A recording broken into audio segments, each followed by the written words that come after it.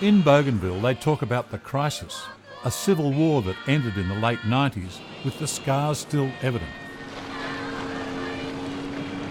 It had a devastating effect on Bougainville. Bougainville used to be one of the best performing provinces or regions in the whole of the Pacific. The level of education here was really high, the leadership of the government was extremely strong, and places like Arawa were one of the best planned and most picturesque towns in the Pacific.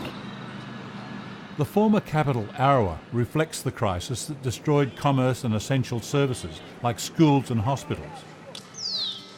Booker, at the other end of the island, is now home to Bougainville's administration. Morning, how are you? See you, I'm well, thanks. It's where Australian aid specialist Edwina has been working with local experts, assisting the autonomous government's rebuilding program. I'm the AusAid representative here in Bougainville, and my role is to build relationships with the government, with civil society organisations, the churches, and really learn and understand the context on the ground and help shape the aid program to meet the needs of those people. The job description doesn't mention a sense of adventure, something that is necessary for the regular trips to monitor Australian aid projects. So we'll just look for our drivers. Should I assume are these guys over here? Edwina and her AusAid colleague Rosalind Kenneth travel to health and education projects in rural areas.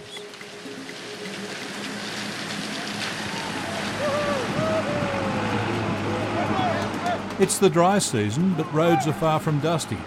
Bridges are few and far between, and heavy rain is turning creek crossings into rivers. There's about 15 major river crossings between Arawa and Booker, so this is all part of the job. But we wouldn't normally cross unless we've got the go-ahead from the drivers. We really trust their judgment. As experienced as they are, things don't always go to plan. Madness, I wouldn't even attempt it. So their crossing is postponed. How long do you think it'll take? Maybe a couple of hours? With darkness, a decision is made to wait until morning. Even then, it's no easy crossing.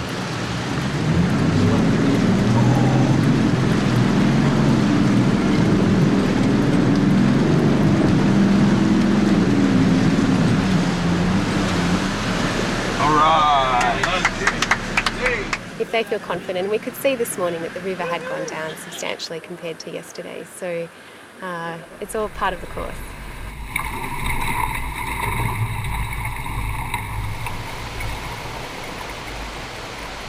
One adventure behind her, Edwina's next stop is a school opening. After 6 years in Papua New Guinea, the last 2 in Bougainville, it's her final trip to this village. We are fortunate you are here, and we have a lot of things, a lot of education projects and programs, so we are also sad to know that you are going. And as you know, education's close to my heart, so I've really enjoyed it.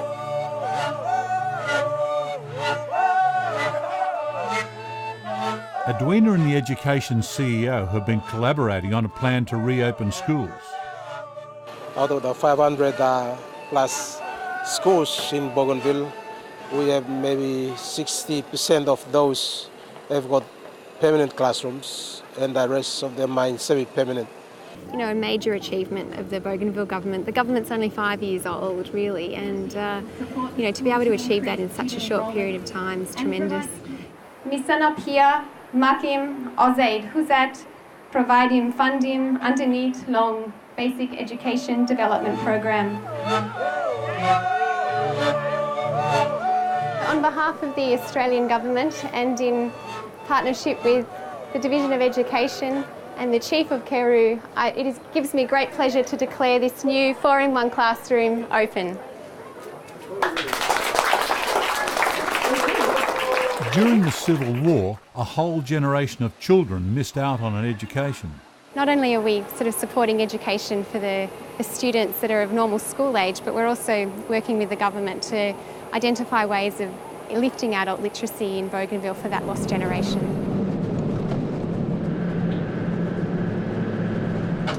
The next stop is a drug and alcohol rehabilitation centre run by an order of nuns. It also serves as a refuge for victims of domestic violence. Staff have been threatened by a group of men intent on removing a woman under the centre's protection. Her relatives came to get her back to the village, but herself, she doesn't want to go back because she still have fear of her husband. They said they would come back here by 1 o'clock if we do not tell them where the woman is. Police are called to take charge of the dangerous situation. These women also provide trauma counselling training for community members working in the villages. They're a really important partner for us, and we've been providing a lot of support to them over the years for that kind of counselling training and being able to access people in remote areas that are still feeling the effects of the crisis.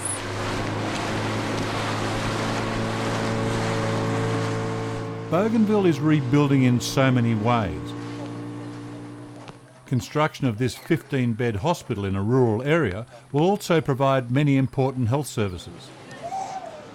For Edwina, as she prepares to return to Australia, it marks yet another important step in the partnership she has enjoyed with the Bougainville administration. You know, I'm really sad to be leaving Bougainville, but I'm leaving feeling really optimistic. I've seen so much change over the last 2 years. All the schools have reopened. Over the last 5 years, 70% of the health posts have reopened. The coconut industry has really recovered to pre-crisis levels of production.